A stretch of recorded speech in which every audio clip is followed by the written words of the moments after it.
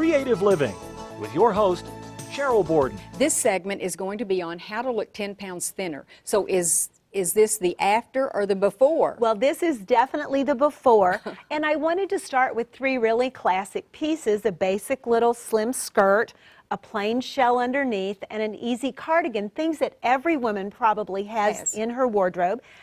And that are perfectly fine pieces, but I want to show you how some little changes can make a huge difference in not only how polished, but also how pounds off a person can look.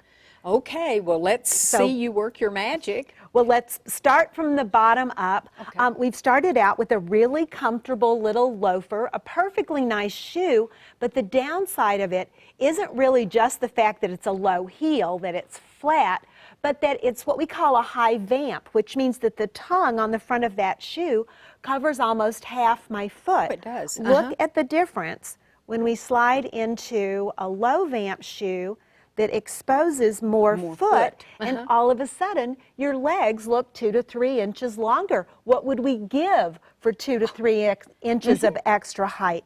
The next thing we're going to look at is our slim skirt. Like the majority of slim skirts in the world, it fits out over my hips and falls straight. But look how much sleeker the look becomes when I pretend that we've tapered the side seams. Now, you and I both know that I'm actually holding the back of the skirt, and that's not what we're suggesting.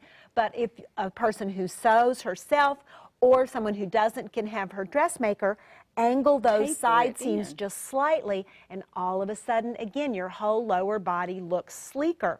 Now, I can't do the rest of the segment holding my skirt behind my back, so I'm going to let you clip that for me real quickly so it'll stay in that position. I'm also going to lose the wide waistband on this skirt. This one happens to be a fake, but what it does is shorten up your upper torso. Look how much better when we convert to a skirt with a narrow waistband or no waistband at all. So now you have more length through that middle part of your body. Another sneaky little trick is just to push up the sleeves on that sweater. By exposing more skin here, again, your whole body looks taller and trimmer. Another really sneaky trick for looking taller and trimmer is shoulder pads. I agree. Now, you may have heard, and many people have, that shoulder pads are supposedly out. What that means is that in current fashion, when you buy a tailored jacket, it doesn't have those gigantic oversized shoulder pads that look like something off that Dynasty TV show. What we're talking about is a little subtle shoulder support that's really a silhouette balancing tool. So many women are really under the mistaken belief that they already have these huge shoulders and they want to minimize them. Look at any supermodel on the runway. That silhouette is all about this wonderful squared shoulder. Now, you don't want to look like a fullback, but these give you a really natural curve and just lift and balance the silhouette, don't they? They certainly do. I think they're one of those don't leave home without them items. I do too. Now, if we really want to anchor the focus up high around our face, either a great necklace or a great scarf is a terrific way to do that. I have a scarf handy today. This is about 60 inches? This is a 60-inch rectangle, and I'm just going to twist it a little bit, tuck the ends through. Now do you see how much more forcefully all your attention goes up to the face at the top?